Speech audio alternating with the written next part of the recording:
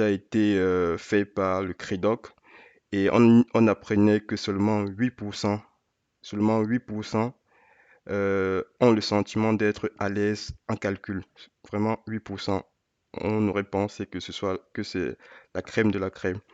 Mais à côté de ça, deux autres informations ont attiré notre attention. La première, c'était que un Français sur deux, vraiment un Français sur deux, sait que 100%, 100 euros placés à 2% par an conduisent à un capital de 102 euros. Je dis bien un Français sur deux. L'autre information, c'était que, et là, vous savez, on fait beaucoup moins que le Royaume-Uni ou par exemple que l'Allemagne.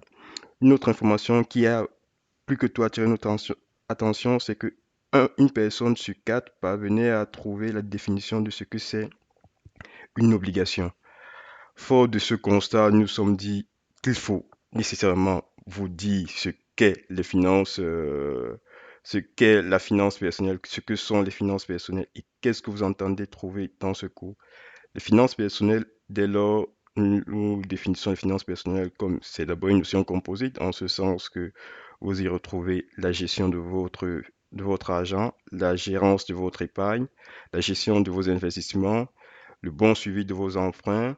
Vous avez également, nous abordons dans la partie investissement, la notion d'action, la notion d'obligation, ce qui permettrait, somme toute, d'augmenter le niveau à notre petite échelle, le niveau de français ayant connaissance de la notion d'obligation. Tout ceci dans quel but? Tous ces éléments doivent être faits dans le but d'atteindre vos objectifs à court, à moyen et à long terme. Nous y reviendrons. Quels sont les concepts que nous aborderons ici? Nous aborderons tour à tour la notion de revenu et dépenses. Quand nous parlons de revenus, il s'agit tout simplement de l'ensemble des droits sur les ressources disponibles euh, qui lui sont attribués au cours d'une période donnée. Il faut bien vous dire que quand nous parlons de revenus, elles peuvent être décomposées en deux ou en trois types. C'est selon, on peut considérer des revenus du travail d'une part, les revenus du capital d'autre part. Tout comme fait, tout comme on peut avoir une autre nomenclature, considérer les revenus liés au travail, les revenus du capital et les revenus du transfert. Nous de, parlons par la suite de l'emprunt et de l'endettement.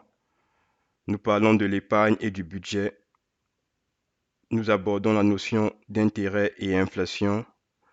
Nous abordons la notion de l'investissement et du risque. Vous sauriez le module sur l'investissement quelle est votre aversion au risque. Est-ce que vous adorez le risque? Est-ce que vous êtes plutôt moyen? Est-ce que vous détestez le risque?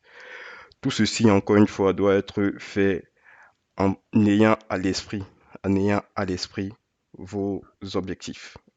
Il est très important. Est-ce que vous souhaitez être cette jeune dame au surplus mécanicienne qui adore son métier? Est-ce que vous souhaitez être plutôt cette dame, cette maman qui est à tout le moins nous montre beaucoup d'expressivité à travers son visage, le bonheur, qui vend des poulets dans un marché à poulets?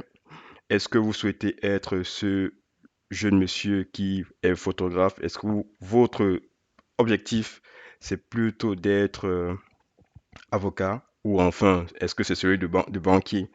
En tous les cas, il est important que vous sachiez ce vers quoi vous allez, quels sont vos objectifs. Une étude dans ce sens avait été faite dans les années 50 aux États-Unis qui montrait, on avait pris une cohorte, veut dire on a pris des gens, on a constitué une population et on a pris 3% d'entre eux qui avaient noté les objectifs, qui avaient des objectifs et les avaient de surcroît notés. Et 97% ne l'avaient pas fait. On s'est rendu compte que 20 ans plus tard, globalement, euh, ces trois personnes sont devenues plus riches, plus heureux et plus satisfaits de leur groupe comparativement aux 97% d'autres. Ce sont les statistiques qu'il faut prendre de manière globale.